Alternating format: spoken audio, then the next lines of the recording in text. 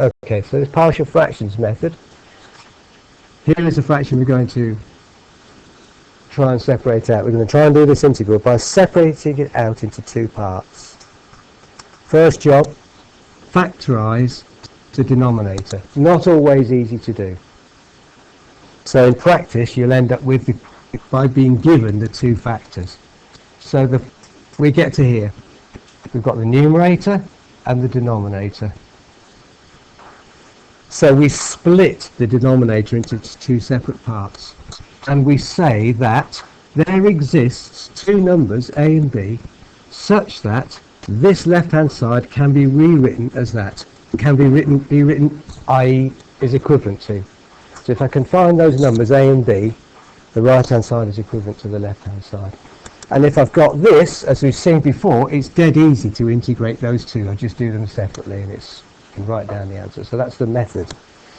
So what I do now is I focus on this right-hand side and I add those two fractions together using the technique that we've talked about already for adding two fractions.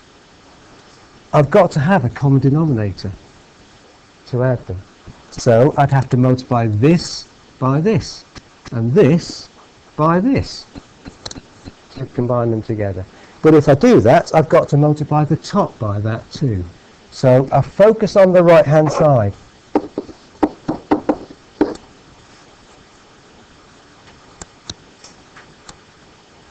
And I say, I can rewrite that as a times x minus 2 over 2x plus 1 x minus 2. So I multiply top and bottom by x minus 2 for the first term. And the second term, I'd write down what you think the second term would be, and then we'll have a look at it together. We get that. Cross multiplying is a way that people often think about it. What we're effectively doing is making the denominators the same. Next step, think about what we did before. On the right hand side, I can now add these fractions because the denominators are the same. So add the numerators. A x minus 2 plus b 2x plus 1 all over the denominator, which is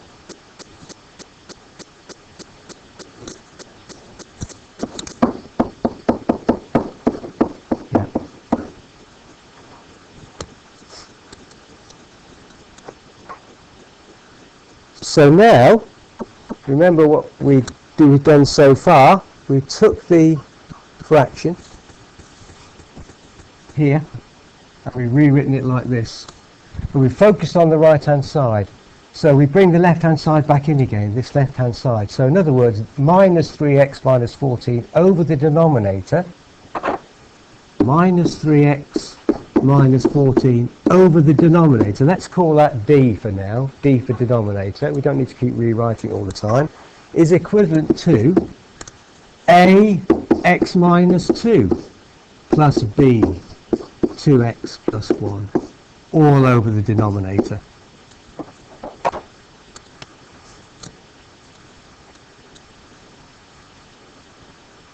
We can write the denominator, d for denominator, because we're only interested in the fact that these are the same. We're not really interested in what they are, just that they're the same. What we're really interested in is the numerator here.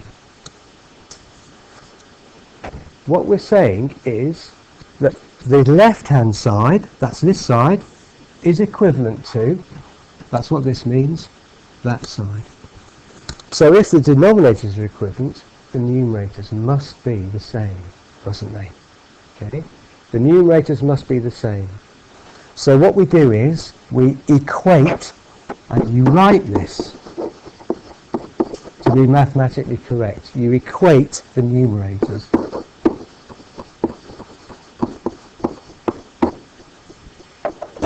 And you can write down that minus 3x minus 14 equals a x minus 2 plus b 2x plus 1. And we can think of that now as an equation, and we want to try and find out what a and b are.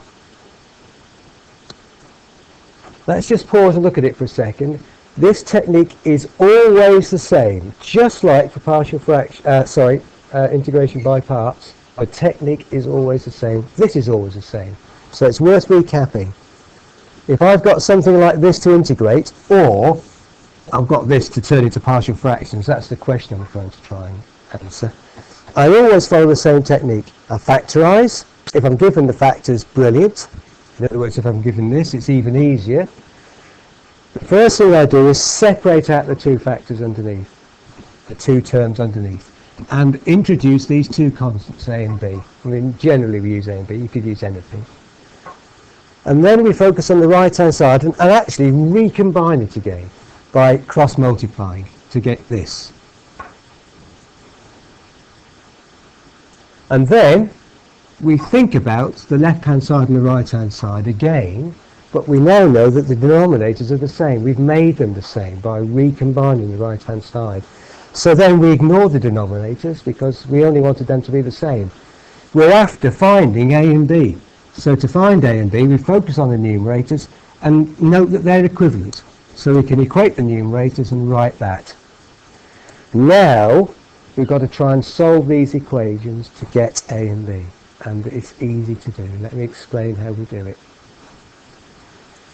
If I knew what a was, and I set a value for x, let me just recap just a sec. I can let x be any value I want in here. What this is saying is the left-hand side equals the right-hand side. That means for any value of x. So if I let x take any value, the left-hand side will always equal the right-hand side. That's what that's saying. And if I knew what x was, and I can let x be anything I want, I can let x be 0, 1, 2, 3, anything. If I knew a, the only thing I wouldn't know is b, and I could find it. And equally, if I knew b, I could find a. The problem is I've got two unknowns.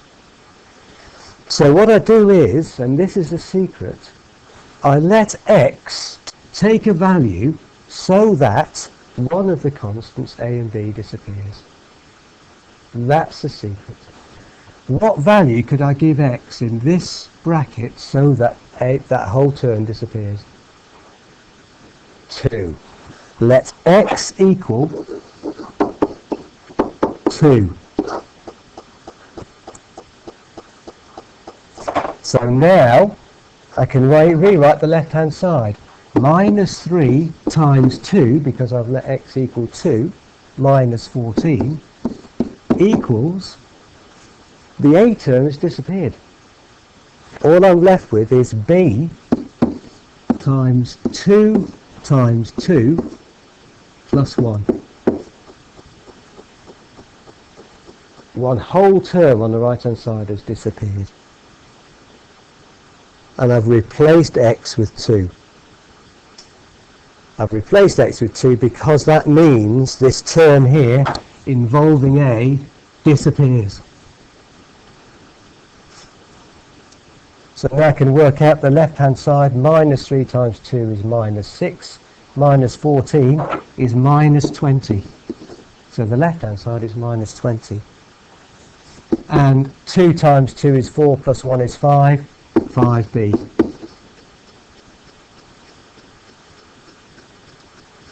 So I can find b. Divide both sides by 5. b equals minus 4. Done. I've found one of the constants. To find a now, I could go back to here and plug minus 4 in, because I now know b, yes, but there's an even easier way. Carl, what do you reckon?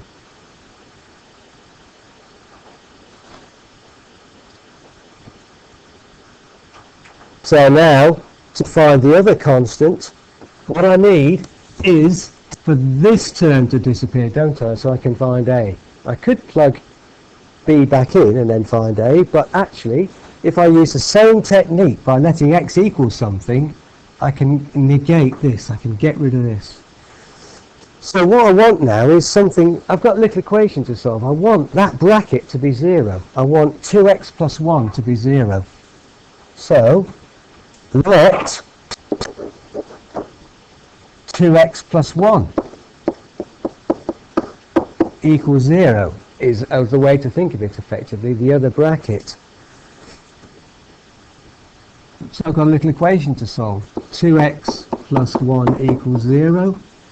How do I find x? Take 1 from both sides. Divide by 2. X equals minus a half. And if you think about it, if I put minus a half back into this bracket here, if x equal to minus a half, 2 times minus a half is minus 1, plus 1 is 0. So in other words, I'm letting x equal minus a half. So now I just repeat the steps and find out what a is. So I rewrite this, but I let x equal minus a half in there. And that term is going to disappear. So carry out that process and work out what a, that constant a is. And I'll pause this while you do it. Hopefully you've got a equal to 5. And there are the steps. If you want to have a look, just pause and follow my steps if you're not sure. A equals 5. At this stage here, what I did was times everything by 2 to get rid of this 2 underneath here to get this line. Useful little algebraic trick. We have talked about that before, I'm sure. So you end up with a equals 5. So I know now that a equals 5 and b equals whatever that was, minus 4. So now I can go back to my original statement. We started off by saying that this, which was our original fraction, remember, we're going to say equals, made that equivalent to this. We made that statement. And so if it's true, then what are the values of a and b? Well, we've just found out what those values are for a and b. So we can put a and b back into this original expression again. So if I rewrite this original expression and then put in the values of a and b,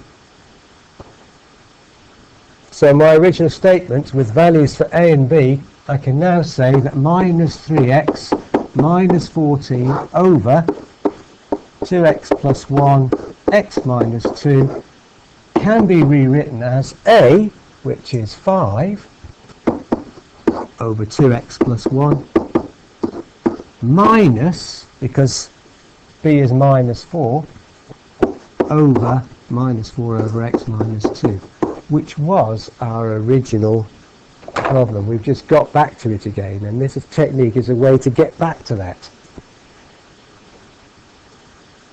And remember, the original question was integrate this, so now we've replaced that by this integral, which is easy to do. We can write down the answer.